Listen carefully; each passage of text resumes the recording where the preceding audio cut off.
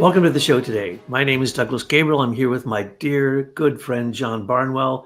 And first off, we're both happy to just be alive and that we have a chance to be able to share with you our 50 years of research in spiritual science. Welcome to the show, John. Well, hello, Douglas, and it's always a pleasure to share time with you and your amazingly diligent wife, Tyla. She's something else. Yeah, it's like being married to 5 women at one time. It's really quite exciting. I can't keep up. I don't even try. But today we're going to talk about one of the most profound things we can speak about in anthroposophy, and that is the content that you will find in a new book we have coming out soon called Facing Your Double, the Guardian of the Threshold, or the Dweller of the Threshold. I believe the title is Guardian. And so we're going to have to describe that and describe why it is so very important that every person who is trying to do self-initiation or in any way spiritually advance will have to deal with this issue. And this issue carries tremendous amount of garbage luggage with it. So many people will try to frighten you. It's just like the concept of the eighth sphere. If you go out on the internet and you hear people speaking of this, you'll either hear people speaking about it in kind of a shallow way because they don't want to get too deep into it, or they're trying to scare you. They're fear mongers. And so this question of what the dweller of the threshold or the guardian of the threshold or your double or your three doubles or the confusion of what a double is, which is also called a doppelganger, these things have to be clarified before we get into the very deepest aspects. But I will indicate that what we will be discussing in this and in the next video is the fact that Rudolf Steiner created his high school of spiritual science. And there was 3 classes. The first class was given 19 lessons and some repeat lessons. And the second was basically never created, but we know what it was to be built upon. And the third one wasn't created. All we have is one verse of Rudolf Steiner. But in this class, the High School of Spiritual Science, this was his inner group. It was even beyond what you'd call the esoteric section of the Theosophic Society, which Steiner did carry on. This is his own attempt to let you know exactly what's going to happen if you do what he says in knowledge of higher worlds and its attainment, if you attempt to go into the spiritual world. So that's what we're going to discuss today. It is profound. It is not for those with a weak heart. It's not for those who are not courageous. This is beyond the normal quest for the Holy Grail. It's beyond the path to the spiritual world. It is the most direct way for you to encounter higher spiritual beings, the spiritual hierarchies, and the worlds that they live in. Yes, and just to be clear, I want to share with you a short excerpt from chapter 5 of the Outline of Occult Science, which has been published with various titles. But he talks about 2 fundamental avenues of disorientation that can come to the aspirant as they approach the threshold. And he brings up 2 specific issues. And he says, and I quote, "He could exclude what comes from himself if he has first recognized the image of his own doppelganger. He will be able to exclude the second source of delusion if he acquires the ability to recognize from the inner quality of a supersensible fact whether it is reality or delusion. If the delusion were to appear exactly like the actual facts, then a distinction would not be possible. This, however, is not the case. Delusions of the supersensible world have qualities in themselves by which they are to be distinguished from realities, and it's important that the student of the spiritual know by which qualities he can recognize realities." And so there you have it. And there's no more clear designations given by Rudolf Steiner than in his principal works, which, I'm assuming, and I forget to remind people, but there's 5 basic books of Rudolf Steiner's work. that are critically important for being able to enter into the subjects we discuss on a deeper level. It's the knowledge of higher worlds, the outline of occult science, and then the philosophy of freedom, and then Christianity is a mystical fact. And where are we at? The philosophy. I said the philosophy of theosophy, Oh, yes. and which is like good luck reading. I always get a kick when you would give somebody the copy of the theosophy because they come back and they're like, because basically what Steiner does in that book is he's on the other side of the threshold talking to you, basically, and people are not used to not having some kind of physical orientation. But basically, if you want to break that down, then you have to realize there's the dynamic of shame and fear. So you have these are the compelling issues that confront you when you meet the dweller on the threshold. Because the shame has to do with you, and the fear has to do with the other. So you have these two dynamic aspects of your relationship to yourself. Okay. And it's all about getting straight with yourself. Absolutely. And shame and fear, two things that are so misunderstood, probably second only to the idea of love. So, shame. Why is it that when you meet your doppelganger, well, first off, I better back up. A doppelganger. When you say that now in the modern world, people just get the willies. Okay, they don't know what that means. They have no idea where that came from. They don't know why there's a umlaut over one of the letters, and they don't speak German, and they're confused. And all they think of is fear, gross, personal fear. It's like the golem. It's like the golem is described that lived in Prague, or Well, it's the boogeyman. it's the boogeyman. Well, I'm really the boogeyman because I got John Lee Hooker his last record deal, and he wrote the boogie, and so it has to do with that idea of getting clear with truth. Because see, if you're carrying your inner content across the threshold and you haven't been able to develop your critical capacities, your ability to be able to use thinking critically, so that you narrow things down to truths. Because when you do that, you're approaching the realm of the angels, right? And then to speak out of it, you're approaching the realm of the archangels. And if you're willing to actually do something about it, like Rudolf Steiner, I love where he gives the example of the difference of a Rosicrucian, whereas somebody has hurt themselves and there's a bunch of people standing around feeling sorry for him. Well, the Rosicrucian guy is the guy who just goes in there and he helps them out. That's that third aspect of will. And can you allow your spiritual content and your content of soul affect your daily life in a wholesome way? And that's really where, like Rudolf Steiner frequently talks about imagine, inspiration, and intuition. But Douglas and I are in the habit of saying moral imagination, moral inspiration, and moral intuition. And there's a reason for that, because that's really the dilemma of modern times. The dilemma of the consciousness soul is that inability to be able to really tap into the moral voice of conscience. And really, that's what the threshold does. It awakens your conscience in your thinking, your feeling, and your willing, and you become shameful of all of your bad thoughts, your bad feelings, your bad actions, or actions you didn't take.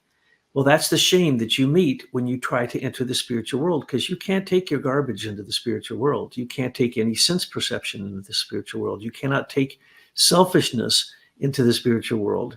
It's quite the opposite of what we experience down here. And it is exactly as John's first quote pointed out, the ability to look at your own doppelganger with shame by the way. You will have to feel shame. If you do not feel shame, then you are an angel, you're a saint, and you can just go straight on through the pearly gates. No hesitation. That's what the threshold for you is. It's your good buddy. It's Saint Peter. It's the Archangel Michael, and they are your closest friends if you're a high initiate. But if you're not, and you try to approach the spiritual world, and you try to take earthbound, gray, dead, spider-connected, Ahrimanic, Luciferic, and Asuric thinking, feeling, and willing into the spiritual world, it will kick you out. It's just like the three-headed dog, Cerberus, who doesn't let you into the underworld without you facing that three-headed dog. That is you. That is what you look like. And when a clairvoyant looks at you, people always want to be clairvoyant. Let me tell you, it's not what you want to do. When I would meet people and they were really nasty people, they had three heads. They were dragons, breathing fire and smoke and stench, and they had three heads, okay? And they were monstrous, and that's what most of us look like. So, there's 1,000 ways to look at this, and there's no end. You cannot exhaust this conversation about the guardian of the threshold. It's impossible, because it's the most important thing for initiation that you must deal with. But it's also for any kind of self-advancement, whether you believe in the spiritual world or not.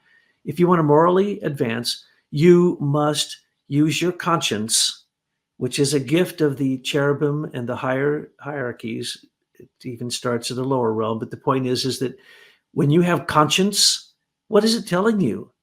It's telling you to judge your thinking, feeling, and willing, and try to immediately understand the karmic implications, good or bad, for what you just thought, you just felt, or you just did. Okay, most of us are really bad, and we are, as the Catholic Church would call it, or the Christian Church, we're sinners. And so all your sins get dammed up as you try to cross the threshold. Now, we can discuss this at length, but first let me go back to the beginning. Do you have, in the modern world, you say doppelganger, people get afraid and they see demons. No, your doppelganger is not a demon, it's you. Or they come up with this concept called the double. And this is how silly it gets. And when you misunderstand it, they believe that there's been movies made about this, that there's another one person exactly like you, looks like you, talks like you, everything about that person is you, but it's on another part of the earth. And that if the two of you come together, it's like two singularities coming together, the world implodes. And also you completely freak out and you die because you found the thing that looks just like you. Well, actually, that's the truth of the matter, but it is not, in that you find a physical person who looks and talks just like you and thinks just like you, even though there are such things. That's not the double we're talking about. Then we're not talking about Alice Bailey's, what does she call it? Angel of the Presence. We're not talking about that either. We're not talking about your guardian angel. In fact, though, you have to know the three-headed dog of your own doppelganger, your own double, your own dweller on the threshold, before you can meet your guardian angel. Because the guardian angel can't really deal with all that lower garbage that you carry as your baggage, and you're trying to drag it into the spiritual world. It's like Christ said, it is easier for a rich man to enter. How does it go? It's easier for a camel to pass through the eye of a needle than it is for a rich man to enter the kingdom of heaven. Well, okay, no, it has nothing to do with a needle, like a needle and thread. A needle, at that point, the eye of the needle was an entrance into Jerusalem at each of the four corners, where a camel would have to get down on its knees and basically crawl through. It was a way to keep the town secure. So that's what you have to do. You have to get down on your knees and realize that your shame, and by the way, many people believe, and I've been thoroughly chewed out for saying that shame has anything to do with education. Rudolf Steiner says, without shame, you cannot change. If you don't realize you did something bad, as John just pointed out, if you don't have the consciousness to understand what you just did was bad and it's going to create bad karma for the future for you and perhaps many others, then you're not being objective. And you have to be objective. You have to be able to think about your thinking, feel about your feeling, and will about your willing, but from a higher vantage point, a moral vantage point. So when you look at shame, and sometimes a teacher, because as a principal I had to deal with this, a teacher would try to shame a child for doing something bad, and then their parents would come in and want to rip the place up, burn it down, and kill people because someone shamed their child. Oh my goodness. I used to be able to walk into any room as a principal and point out the children who have an agreement with their parents that they will never be spanked. Those are the most misbehaved children in the classroom. Why? Because they have no shame. And in today's world, nobody has any shame. As a matter of fact, anything you should be ashamed of becomes major news that they dwell on. And pretty soon it becomes a political talking point and a platitude. And then pretty soon it becomes a law. And the demon of shamelessness enters into law. And that's what we have with our world in this day and age. The inability to look at shame. The other thing is so much fear. And shame comes from the past, fear comes from the future. The fear of the future is so profound at this point that humanity has been carried across unwillingly the threshold to the spiritual world, because that's where you have to cross to go into sleep or to go into death. And so because we have nuclear annihilation hanging overhead, because we have pharmaceutical World War III happening all around us, because everything has been poisoned that's in our environment, we're facing death all the time. So human beings have to face their own guardian. And when we say guardian, we mean the three parts of the guardian.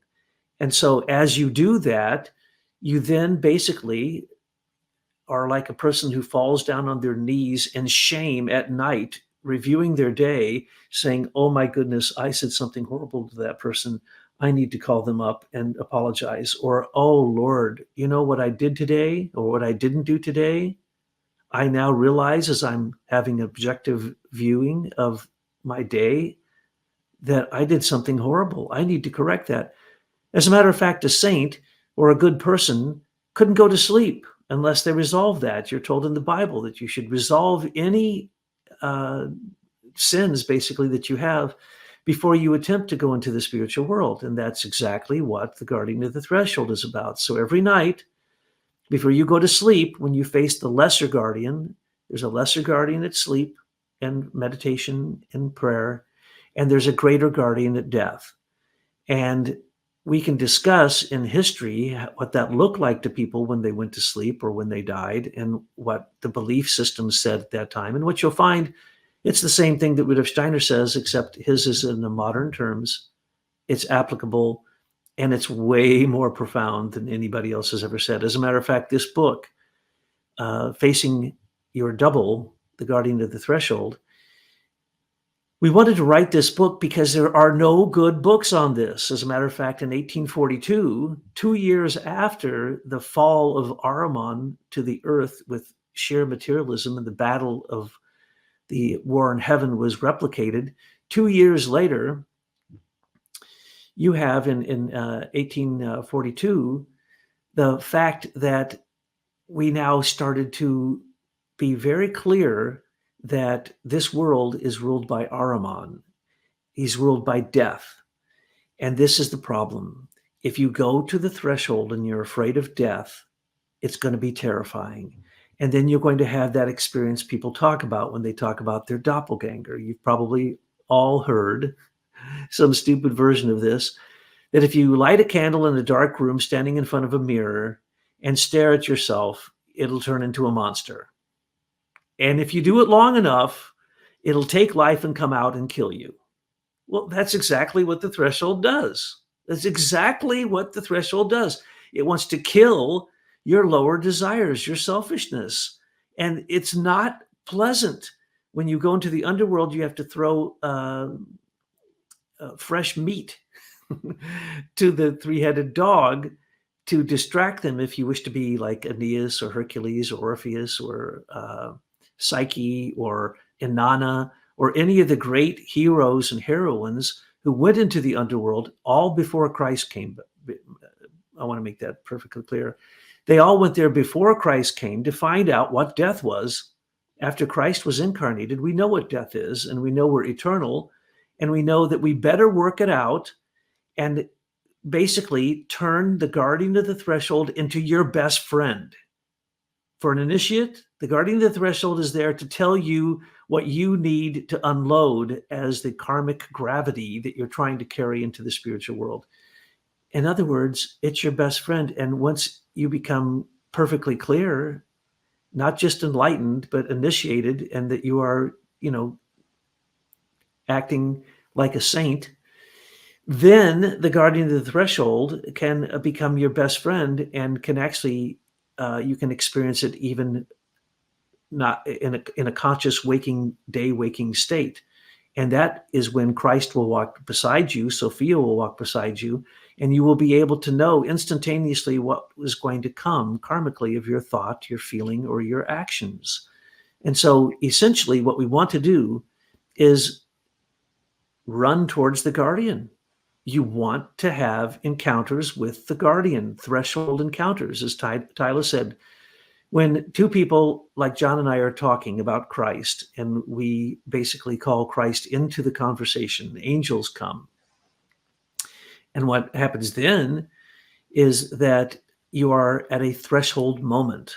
And that's what a Goetheanistic conversation is. It's to create a threshold so that the threshold becomes so diaphanously thin that angels can come into the conversation and speak through you, or even higher beings, because you have, in fact, worked on depleting and dissolving all of the sins that your dweller on the threshold will bring before you, so that you can witness it, so that you can then, in fact, absolve those things. You can resolve them. You can do deeds that straighten out your karmic indebtedness, and also then build deeds that create your karmic credit. Yes, and really taking a closer look at the place of Rudolf Steiner within the history of Christianity, it's very clear that the transition that was made after November of 1879, when we entered into the age of Michael, that we were moving into a period to where the responsible individual will move into the future in a positive way, according to the understanding of the divine plan, but using conscience as a rudder. And if you go into the ancient world, it's described, but it's different. Like, for example, if you go into the ancient East and you go into the cuneiform texts and you read about Inanna, and the goddess Inanna, she's like Ishtar, she's like a Venus deity, but she hears about what was going on with Erishkigal, the dark goddess of the underworld. And so she gets captured and taken down into this world. But as she goes past the gates, she's wounded at every one of them. But the Anu, the sky god, he is moved to rescue her. So he goes down and he recuperates Inanna, and she returns from the underworld, and she passes the same gateways, but all those woundings become empowerments, become something that has become a part of her spiritual armor. And so it's understanding the role of adversity. That Rudolf Steiner said that the great gift of love is freedom, but freedom arises as a result of the potential for evil. There's no two ways about it. Yes, it is there. The evil is something that's unique to the human realm. And so it's uniquely human that we should be able to be truly human. Anthroposophia is the art of becoming human. And so, if you can take up this task of being able to be self responsible and follow your conscience, then the doppelganger isn't anything that one need to worry about so much, especially if you've studied enough spiritual science. Because ultimately, Rudolf Steiner says that in our everyday life, we could see things and interpret them falsely. You know, you're on a train and you see the trees are moving. Well, no, the trees aren't moving. You are, right? And so that there's this whole idea that you can self-correct because the material world is so static. It just remains with the same image. But when you get into the supersensible, it's very dynamic. It doesn't just stick, so that so much of what one experiences without properly confronting the guardian is illusory. That it's really not the way it really is. It's just you're reflecting all your personal baggage on the astral light, and you're seeing images of how wonderfully formed or not so wonderfully formed in light of the spiritual world itself. And remember, Rudolf Steiner himself said that his mission was to bring reincarnation and karma back to Christianity.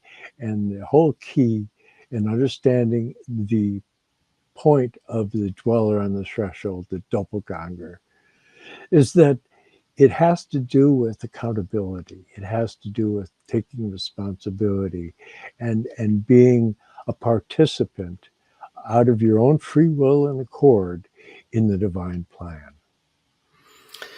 Yes, and as has been pointed out, in 1840, the War in Heaven happened. In 1842, Lord Bulwer Lytton wrote his book Zanoni. So when you look up Dweller on the Threshold, it's going to reference that book. And he basically coined that phrase. Now, that's a dweller on the threshold. The guardian of the threshold has always been known and called many different names. But basically, if you read that book, which for a long time was about the only thing that you could get that would describe it, they do a terrible job, I must admit. It's just, it's fear-mongering, and they obviously do not understand what it means to use the dweller as part of your process of spiritual initiation. And so in the book, we also put in what the Theosophists say about that, what Blavatsky says about it, what Subaru says about it, Franz Hartmann, Alice Bailey, all kinds of people. Now, there's not many people who actually address this question because they're not brave enough to face it, and let alone to go through it and understand it completely. It's just like the process of initiation. Generally, the initiations of the past in the mystery schools started at the mouth of a cave. They would go into Tartarus. They would go into the underworld. And when they did, they had to go through initiations of earth, water, fire, and air. And these things would try to terrify you. As a matter of fact, they would tell you that if you weren't courageous, you may die in this process. Now, there were other, even further back, mystery schools where they used metallic potions to cause you to go into a 3-day sleep, or other different types of initiation. In Masonry, for instance, they replicate the death of Hiram Abiff and bring him back to life. Well, in the Catholic Church, we have confession, don't we? What is confession? Confession is what you should do every night as you examine your conscience. You don't need a priest to do that. And then the priest is going to tell you what? Go do some prayers. They may give you some advice, but they usually don't.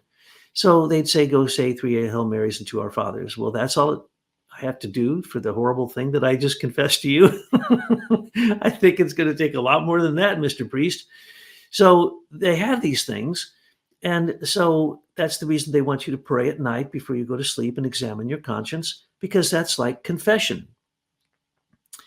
Well, initiation itself is literally on the altar during each Eucharist in a Catholic church or in a Christian church, where what are you doing? You're replicating the death and resurrection of a God, of the second logos of Christ.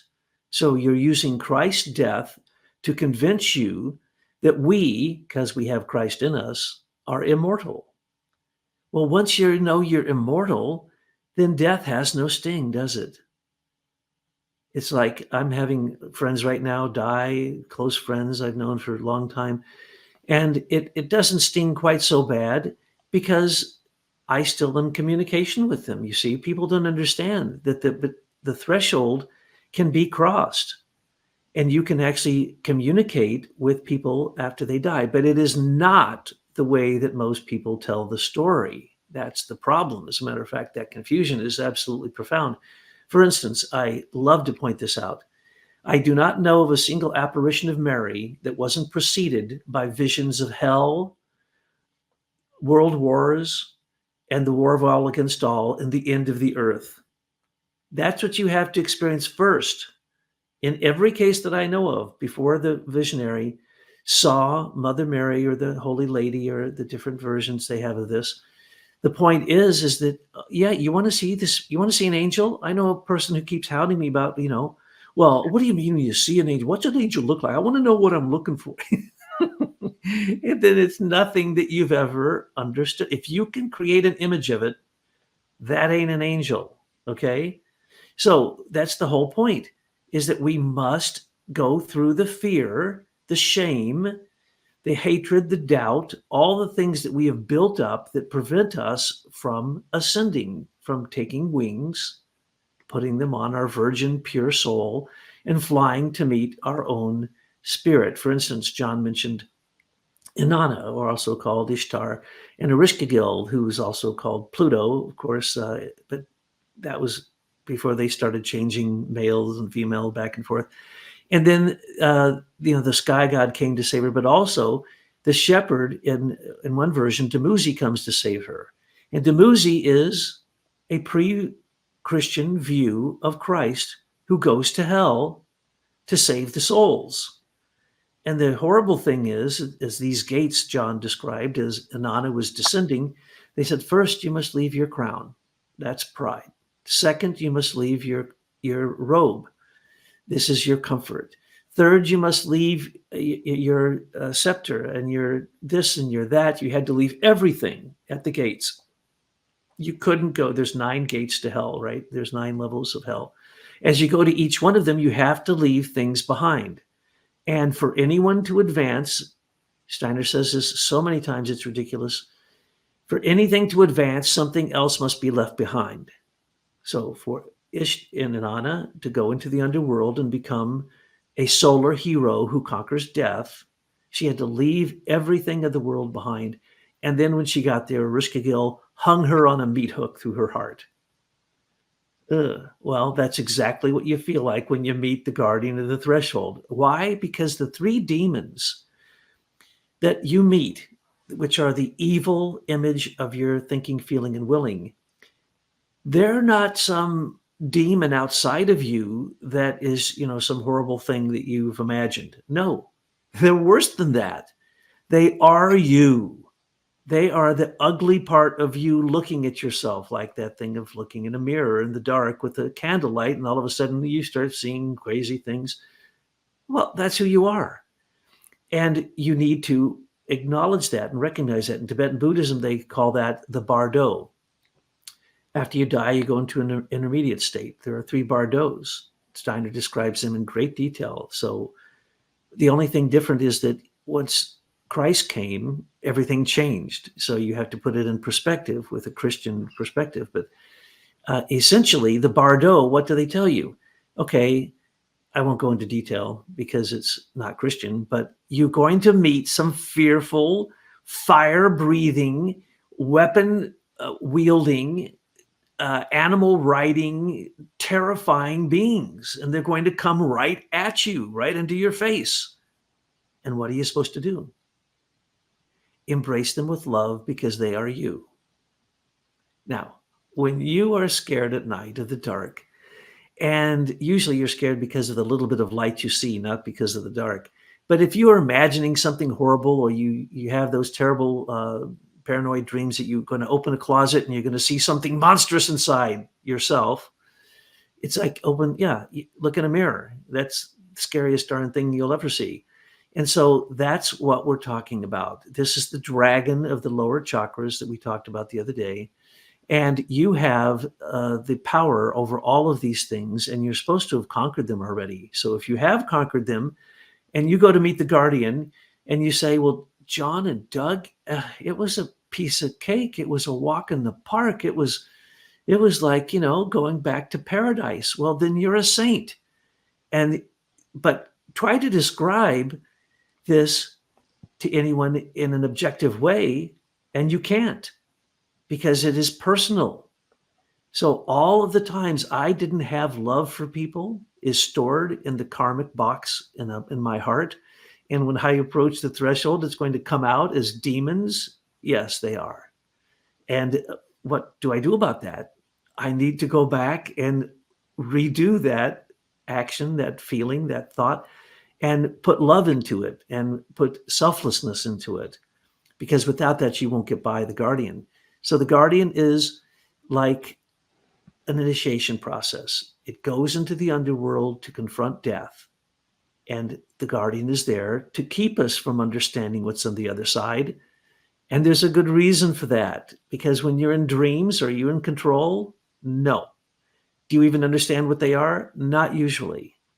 Can you control the flow of images? No, you can't.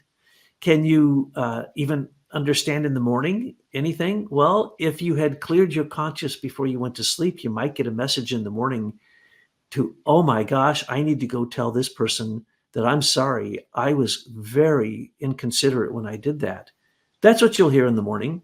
That's what the dream world will tell you. That's also what death will tell you. So as you are attempting to cross the threshold, remember the threshold is there for the following reasons.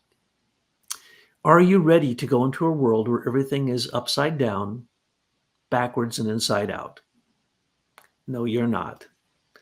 If you're even upside down and you're carrying brain-bound thinking, you're going to vomit. Trust me, it's a type of vertigo. There's 9 types of vertigo. I know, I've been there. When you go to hell, you go through 9 types of vertigo where you annihilate everything you think is you. You have to leave it all behind. You can't take any of that garbage with you, whether you go to hell or whether you try to go into heaven. It doesn't matter. It's the same thing. So the threshold is there to protect you from what you are not capable of understanding. If you could understand the things we're talking about, you'd instantaneously die. If you understood what the hierarchy does in your body every single moment of your life, Rudolf Steiner said this, you would die if you understood what willpower does in your body and all the beings involved in it. It would overwhelm you so much you'd instantaneously die. Well, guess what? The Buddhists tell you you should remember that you're going to die 10 times a day. Matter of fact, you should dwell on that thought. And why? Because it makes you free of it. Because if you believe in Christ, and Christ demonstrated to us that his template shows that every I am is eternal and does conquer death and comes back through reincarnation, you have nothing to fear except your own grasping of the delusion, of the illusion of the material world. That's what we fear the most. And we fear gratification of the lower desires. I was just reading Steiner in a beautiful lecture where he says the reason that we incarnate, number one reason is kamamanas. In other words, sex.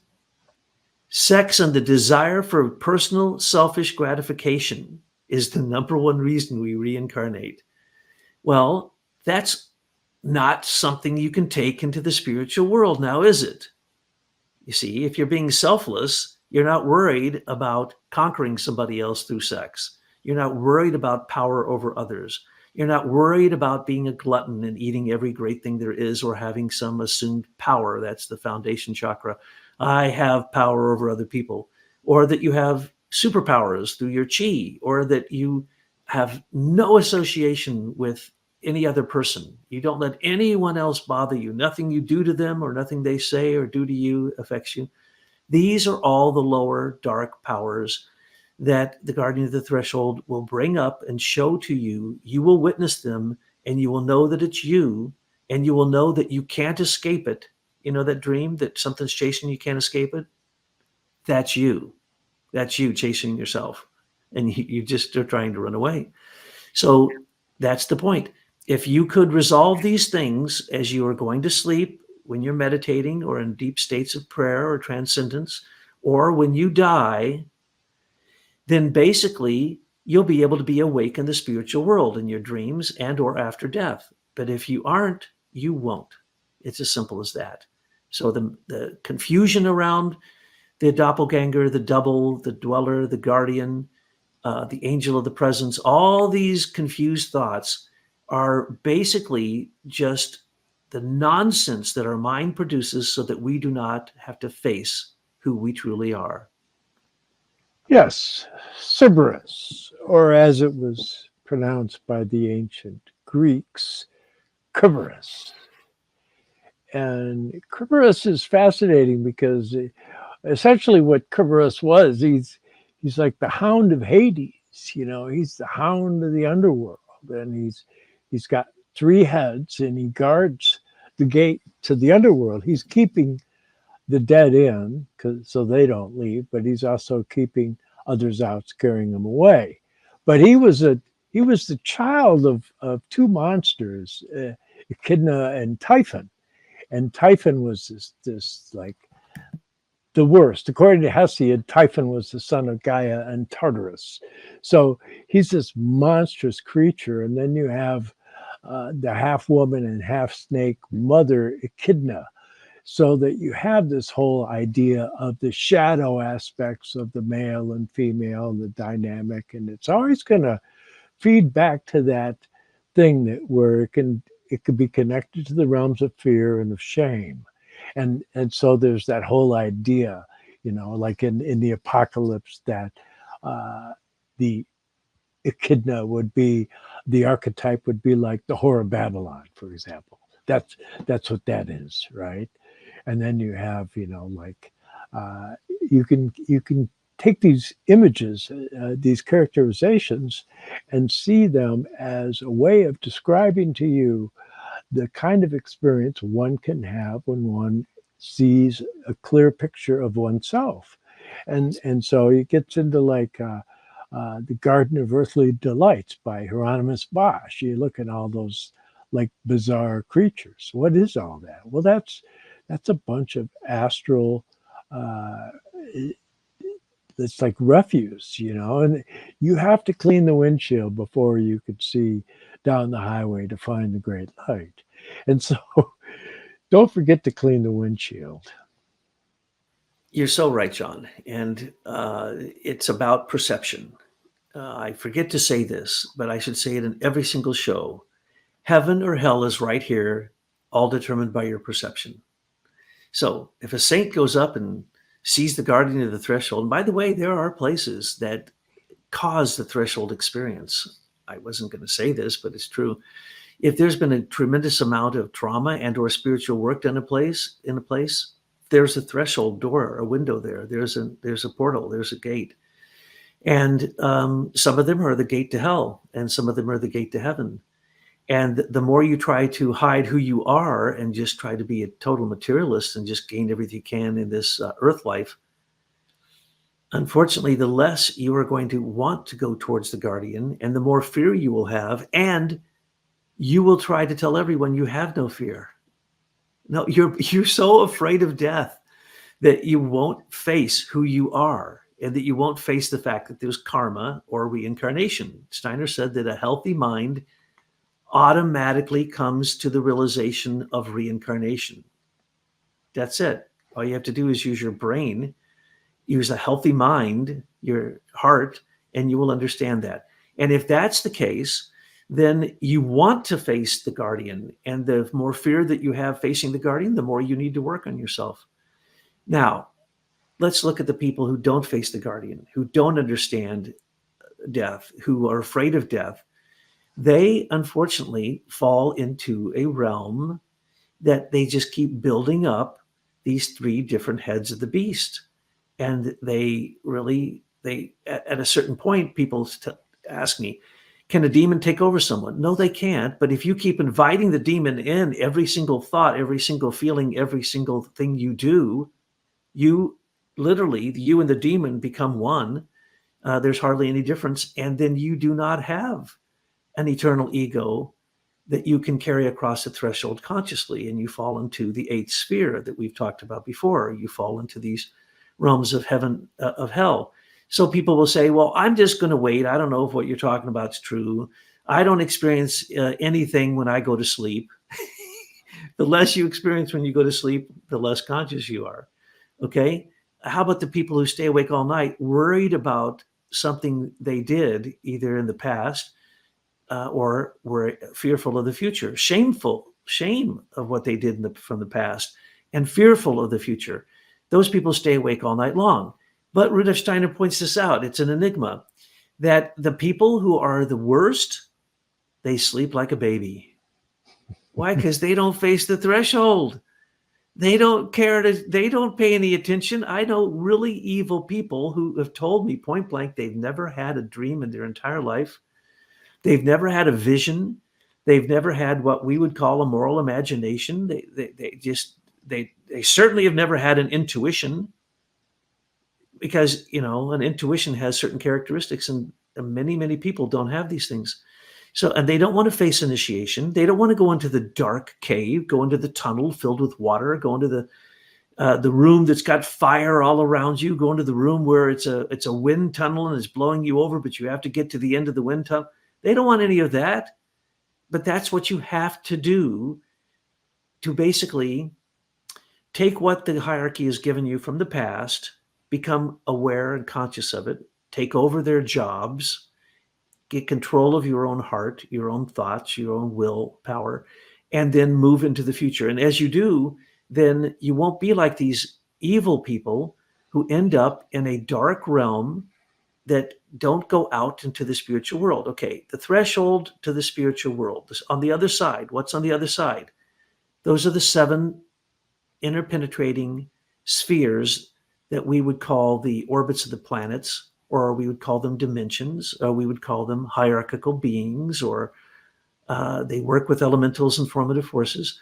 That's where we go at night. Well, we don't have much control over that, you see, because we aren't, we're barely able to stay awake in the daytime, let alone awake in our dreams. But if we could, then we would see these beings, and we'd start to see them, hear the music, and hear the words, and then we'd learn the language of the spirit. For an evil person, they go to sleep at night. They don't have any dreams. They don't get any nourishment in the morning. They don't wake up feeling they should resolve anything with anybody. All they wake up to is their own desires, their own self-aggrandizement. A spiritual person goes to sleep at night after they clear their conscience. What happens? Well, the more they clear their conscience, the more they can interact with this spiritual world. Right now, you don't have to wait till you die. And after they die, they do not have, and I just love this because I've died 3 times technically, medically, and they brought me back all 3 times with drugs, epinephrine straight into my heart. So I can tell you what it means to have a near-death experience, and it is not the silliness that people tell you about, that you see a tunnel of light and you're told, don't go towards the light because all your family and friends are at the end of the light, and you are told, don't go there, and then you come back. No, that is not what you experience. If you had a near-death experience, you would come back, and you are so humbled and you are so shameful because you're going to see everything in that near-death experience. For instance, when I was 18, just before 18, I dove off a 70-foot cliff into water. On the way down, in those 2.5 seconds, I saw every single detail of my life in a backward order before I hit that water. And when I hit the water, I thought I died. I actually did pass out. And so literally, I had a near-death experience from that. And Steiner says that. And then I thought I was drowning. And he also says, when you're drowning, your etheric body can be loosened from your physical body, and you will have a near-death experience that takes you across the threshold. Well, this has happened to me a number of times, unfortunately. And, the whole nonsense, what you're seeing at the tunnel of light, that's your nerves going quiet. What you're seeing as your relatives, that's your karma. And so people, when they're, and in most cases, all these people will tell you and it happened to me too. I am told your life, well, no, not to the people with the fake near death experiences, but the ones with the real ones, they'll say your life was worthless. You have done nothing. Nothing you've ever done matters or is going to exist any longer than a moment. And so when I came out of that, this is what myself told myself. Holy moly, the only good thing I ever did, I was a Boy Scout. I need to get busy doing some work. And so, what are you almost universally told? And all three times I legally died, I was told, we're sending you back. You're not worthy to come to heaven, and you need to do a lot more work. Okay. And this happened now repeatedly. So, that's what you're going to get. If you're spiritual, you're not going to be terrified. You're going to be shamed. You used to have this beautiful phrase of Steiner's you used to say all the time, John, and I know you can't remember it now, but basically, Christ has done so much for us through the hierarchies. There is nothing we can do to deserve it. In other words, we need to be ashamed of the fact that we've taken advantage of the gifts of the Holy Trinity of Christ, of the hierarchy, and basically work our rears off to try to get to a place where we are worthy enough to stand before what the Christians would call the pearly gates, what the Egyptians would call, John's an expert in this, he'll probably correct me, the jackal-headed god who weighs your soul against an ostrich feather. This is what's going to happen. You need to be doing that every single night.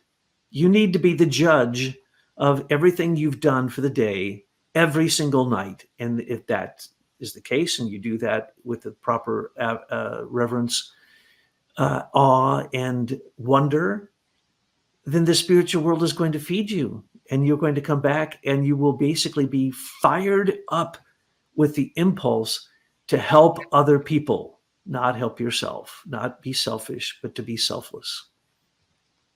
Yes, absolutely. And looking back on the ancient world can be very helpful. And what I tell people, if they don't feel up to really studying Rudolf Steiner deeply, then you study mythology and study the legends and the fairy tales. And Rudolf Steiner says that through approaching that kind of material, what it does is it promotes that in a later lifetime, you will have a capacity to be able to enter into things with more depth into spiritual science. And so that's quite a remarkable statement. I don't know about you, but I think that can give one an inkling of what's in store for those that prepare themselves. Remember, Parsifal, as he was going to the Castle of the Grail, he really didn't know anything. He had next to nothing to base it on because his mother kept him away from all that because his father had took off as a knight and died, and so she kept Parsifal out in the wilderness. And so here we are, we're out in the wilderness. And if you keep in mind that you can have misperceptions about who you are and misperceptions about the world that's set before you, that is the key for understanding this. So true. Parsifal is tossed between shame and fear again and again. And in the end, it isn't about finding the maiden, even though he did. It isn't about just loving himself and getting rid of the shame and the fear. No, he had to have his brother Feraphus also come with him. He had to have brotherly love for all other people. He had to be selfless before he could then basically enter the Grail Castle and understand what was going on without shame and without fear, and bring his brother before the Grail. So when you're doing it right, when first off, the guardian of the threshold isn't so terrifying because the guardian has become your friend. And secondly, when you're doing it for the sake of all others. Well, when you approach the guardian and you face that, uh, I mean, really what you should do is go up and give it a big hug, because the guardian basically transforms into your relationship with Christ. That it's the reflection. And remember, in the other podcast where I talked about how the first logos, it mirrors in the second logos, but that's insufficient for full manifestation to happen. That the mirroring into the second logos has to be mirrored into the third logos, the Holy Spirit, and that's when the story begins. Well, I appreciate you addressing this topic, which we have to be audacious to do, but I also appreciate the fact that you do not have the shame and fear that keeps you from addressing it, because this is the whole point. The point is, do not be afraid of these things. Most of the messages and most of our videos are the fear. Get rid of the fear. If there's love, there's no fear. If there's fear, there's no love. And so in the Bardo, you will meet 3 of these monstrous, flaming, terrifying creatures that are going to eat you. As John said, embrace them.